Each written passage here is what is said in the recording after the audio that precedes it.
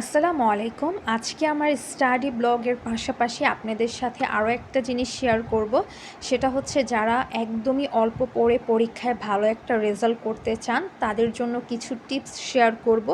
আশা করছি আপনাদের কাছে পুরো ভিডিওটা ভালো লাগবে। এখন প্রায় হচ্ছে 5টা বাজে, আমি হচ্ছে পড়তে বসবো। তার আগে হচ্ছে আমি একটু ফ্রেশ হয়ে নিয়েছি। এখন ফেসে আমি হচ্ছে এই টোনারটা ইউজ করব। এই টোনারটা হচ্ছে আমি বাসায় বানিয়েছি। এইরকম এক বোতল আমি শেষ করেছি। এইটা নিয়ে হচ্ছে আমার দ্বিতীয় বোতল। এটা শুধুমাত্র হচ্ছে ব্রণের জন্য, আমার গালে কয়েকটা হচ্ছে ব্রণ উঠেছে, তো তার জন্য এই টোনারটা আমি বানিয়েছি। দেখি এটা আমার কাজে লাগে কি না। তো তারপর হচ্ছে আমার পছন্দের একটা কেক খেলাম। আমার কাছে এই কেকটা অনেক বেশি ভালো লাগে। এইবার খেয়ে হচ্ছে বুঝলাম একটু মিষ্টিটা বেশি লাগছে, আগে একটু কম ছিল। আর এইখানে হচ্ছে আমি একটু চা বানিয়ে নিচ্ছি। আমার অনেক বেশি ঘুম ঘুম লাগছিল, তো ভাবলাম যে একটু চা খেলে হয়তো বা অনেক বেশি ভালো লাগবে। আর কার কার চা অনেক বেশি পছন্দের অবশ্যই কমেন্ট করে জানাবেন। তো এইখানে হচ্ছে আমি চা নিয়ে নিয়েছি। তারপর হচ্ছে আমি যেই দুইটা হচ্ছে সাবজেক্ট পড়ব, ওই দুইটা সাবজেক্ট আমি সামনে নিয়ে নিচ্ছি। এবং সাথে হচ্ছে আমি সব সময় পানি রাখি, কারণ হচ্ছে আমি যত বেশি রিডিং পড়ি আমার গলা অনেক বেশি শুকিয়ে যায়। আর যেটা বলছিলাম যে যারা হচ্ছে একদমই অল্প পড়ে ভালো একটা রেজাল্ট করতে চান তাদের জন্য হচ্ছে আমি কিছু টিপস শেয়ার করব। হয়তো বা এই টিপসগুলো আপনাদের অনেক বেশি কাজে লাগতে পারে। ফার্স্টেই হচ্ছে যেই ইম্পর্টেন্ট চ্যাপ্টারগুলো আছে এবং ইম্পর্টেন্ট টপিকগুলো আছে ওইটা হচ্ছে ফাইন্ড আউট করতে হবে, এবং বিগত বছরে যে প্রশ্নগুলো আছে সেইগুলো হচ্ছে দেখতে হবে যে কোন চ্যাপ্টার থেকে বা কোন টপিক থেকে সবচেয়ে বেশি প্রশ্ন এসেছে। আর ওইটা যদি বুঝতে না পারো তাহলে হচ্ছে টিচারদের সাহায্য নিতে পারো, তারা তোমাদেরকে অনেকটাই সাহায্য করবে এবং তারা বলে দিবে যে তো কোন অধ্যায়টা ইম্পর্টেন্ট এবং কোন অধ্যায় থেকে হচ্ছে প্রশ্ন আসে সেটা হচ্ছে তোমাদেরকে বলে দেবে।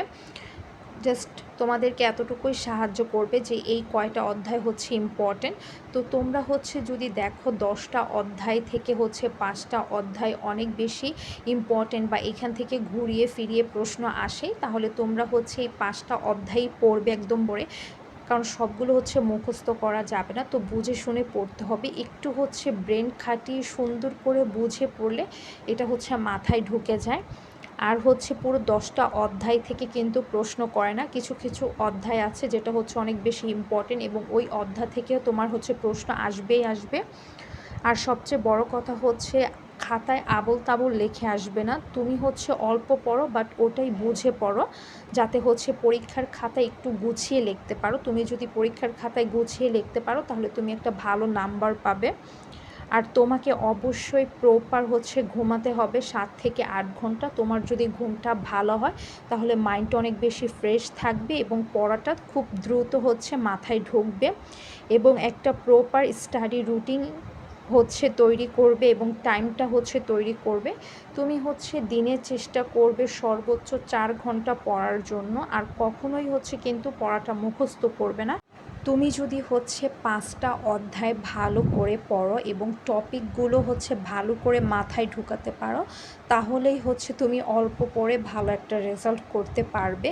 বাট পড়তে হবে, একটু হচ্ছে কষ্ট তো করতেই হবে। আর হিসাব বিজ্ঞান এবং হচ্ছে গিয়ে গণিতের জন্য নিয়ম জানতে হবে। তোমরা যদি একবার হচ্ছে নিয়ম শিখে যাও বা বুঝে যাও তাহলে তোমাদের জন্য অনেক বেশি সহজ হয়ে যাবে।